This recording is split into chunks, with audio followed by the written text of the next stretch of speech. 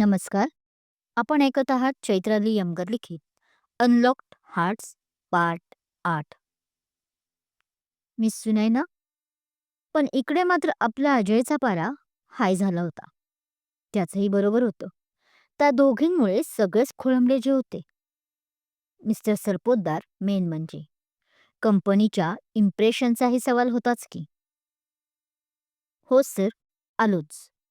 आर्याने सरांकडे पाहत फक्त 2 मिनिटे असं बोटांनी खुणावलं. म्हटलं. तसं अजयने आपल्या कपाळावर अंगठ्याने रब केलं. मग काय करतेस? देतीयस ना प्लीज? पण जे आर्याने अजिबात नोटीस न करता सुनैनालाच पुढे अर्जवीनं म्हटलं. मिस आर्या, काय चालले आहे? आम्ही सर्व वेडे वाटतो का? पण तोच आता तिथे येऊन अजय तिला रागात बोलला. सॉरी सर, पण आजचं प्रेझेंटेशन मिस सुनैना देतील. तिनं आता सुनैनाकडे आश्वासक नजरेनं पाहत म्हटलं. व्हॉट? पण तिच्या या निर्णयाने तो मात्र चरकला. मनातून चांगलाच. त्याला कळलेच नाही की तिने असा अचानक का निर्णय घेतला ते. का? मिस आर्या, तुमचा स्वतःवर विश्वास नाही की तुम्ही माझ्या पप्पांना घाबरून मागे सरकला? पण तोच अजयच्या मागे मागे आलेली किमया आता तिला तिरसटपणे बोलते. नो, असं काही नाही मॅम. यावेळी बोलताना आर्याला अजिबातही मनातून यावेळी बोलताना आर्या अजिबातही मनातून घाबरली नव्हती. ना तिला कसले टेन्शन आहे असं चेहऱ्यावरून वाटत होते. अजयच्या मागे मागे हिला यायलाच हवे का? चिपकली आहे नुसती. पण मनात मात्र आता आर्या किती शिव्या देत होती तिचं तिलाच माहीत. मग कारण काय आहे? आता गंभीर होत किमयाने विचारले. It's all right. Miss Sunaina, तुम्ही तयार आहात ना? पण किमयाला मध्येच थांबवत आता अजयने आपली मान सुनैनाकडे वळवली. हां? पण त्याच्या अशा प्रश्नाने ती बावरली. तसं आर्याने हलका तिचा हात दाबला. हो सर. तशी ती भानावर येत बोलते. सू नैना. अजय तिच्याकडे आता खूप प्रेमाने पाहत बोलला. त्या प्रेमाबरोबर आता काळजीही दिसत होती. तुम्ही कराल ना मिस सुनैना हे प्रेझेंटेशन? आता आपल्या कंपनीची इज्जत तुमच्याच हातात आहे. आपण काही लोकांना उगाच डोक्यावर चढवतो हे आता माझ्या लक्षात आले आहे. त्याने परत आपला चेहरा निर्विकार करत विचारले. कारण किमया आणि आर्याने त्याच्याकडे चमकून पाहिले होते, जे त्याच्या लक्षात आले होते. सोबत आर्यालाही एक टोमणा लाव सोबत आर्यालाही एक टोमणा लगावणार नाही असं होईल का? हो. आर्याला कितीही तिच्यावर भरोसा असला तरी खुद्द सुनैनाला आपल्यावर नव्हता. त्यामुळे ती जरा कचरतच बोलली. हो सर, ती नक्की देईल. तसंही यातले तिला बरेच नॉलेज आहे. पण यावर आता पटकन आर्याने तिला धीर देऊन हसत म्हटलं. मिस आर्या, यावेळी मला ओव्हर कॉन्फिडन्स नको आहे. हा काही तुमचा कॉलेजचा प्रोजेक्ट नाही. पण आता त्याने आपल्या कपाळावरची नस अंगठ्याने दाबली आणि रागातच बोलला. हो सर, मला समजतं तेवढं की हा कॉलेजचा नाही तर एका प्रतिष्ठित कंपनीचा प्रोजेक्ट आहे म्हणून. तिने प्रतिष्ठित म्हणताना जरा दातोटच खाल्ले. ओके, मग घोडा मैदान जवळ आहे. तसं त्याने एक दीर्घ श्वास घेत म्हटलं आणि चला म्हणून त्या तिघींना खुणावले. तसं तिघीही याच्या मागे गेल्या. All the best. परत प्रोजेक्टरच्या जवळ येताच आर्याने सुला कानात हसून म्हटले व आपली बॅक साईड लगेच सांभाळायलाही गेली. तर अजय आणि किमया आता सरपोतदार सरांपाशी जाऊन बसले.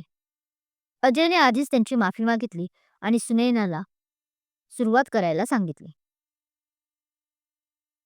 तसं बिचकतच तिने सुरुवात केली. पहिली 15 मिनिटं तर उगाच तिची ओढाताण दिसत होती. तिला काहीच येत नाही असं वाटत होते. कपाळावरही फुल एसी असूनही घाम दिसत होता. सरपोतदार सरही नाराज वाटत होते.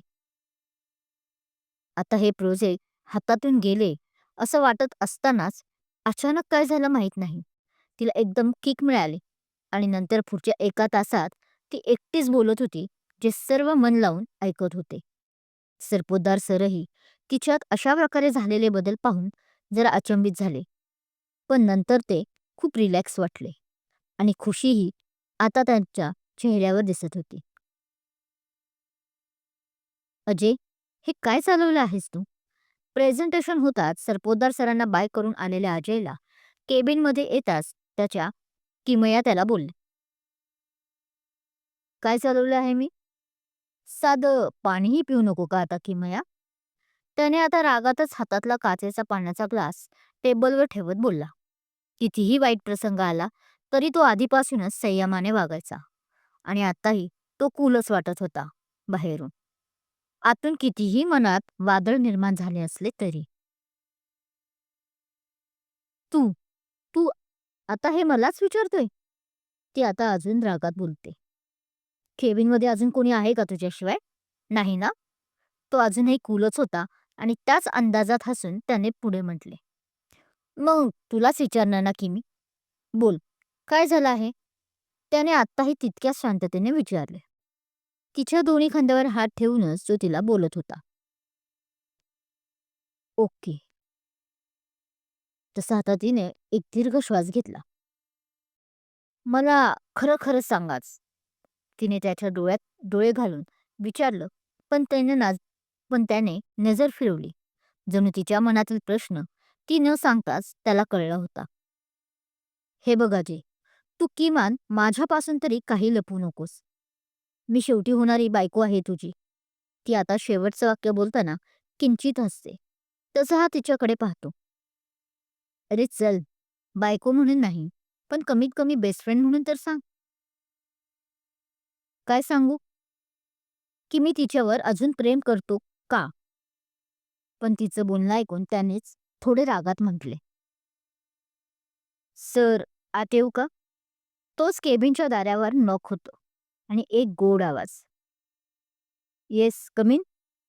तसा तो एक दीर्घ श्वास घेत बोलतो, आपला टायही नीट करतो आणि खुर्चीत जाऊन बसतो. आजही सुटला आहेस, पण माझ्या प्रश्नाचं उत्तर तूच लवकर देशील. त्याला हसून पाहत किमया बोलते आणि तिथून निघून जाते. तोपर्यंत बाहेर असलेली व्यक्तीही आत येते. त्या दोघींची आता नजरानजर होते, ज्यात तशनच जास्त असते. मिस आर्या, कामाचं बोलायचं का आता? ती अजूनही जाणाऱ्या किमयाकडे पाहत असते म्हणून हा चिडून बोलतो. हो, आजही आर्याच परत आली होती त्या केबिनमध्ये. ही इथे काय करत असते सारखी? पण त्याचा प्रश्न तिच्या कानावर पडतच नाही. उलट ती आपल्याच नादात बोलते. Excuse me? पण तिच्या अशा बोलण्याने हा चांगलाच गोंधळला. बहुधा त्यालाही अपेक्षित नव्हतं की ती असे काही म्हणेल. Okay, I excuse you. But ती परत तुझ्या केबिनमध्ये नाही दिसली पाहिजे. पण आता ती वेगळ्याच अवतारात आली होती आता. आणि तिने आपले म्हणणे रागातच त्याची कॉलर धरून म्हटले. आणि हे सांगणारं आपण कोण? पण तिच्या अशा वागणुकीमुळे तोही आता एकदम वेगळ्याच मूडमध्ये गेला. मी मी कोण हे कळेलच लवकर तुलाही आणि तिलाही. पण आता ते जास्त गरजेचे नसून आता ज्या कामासाठी तू मला आत बोलवलंस ना, ते आपण पाहायचं का काम? पण त्याच्या त्या बदललेल्या मूडला पाहून तिने आपला बचाव मित्रा मूड ऑन केला. मिस्टर विक्रम सरंजामे. इकडे मिस्टर प्रेम देसाई मोबाईलवर कुणाशी तरी बोलत होते.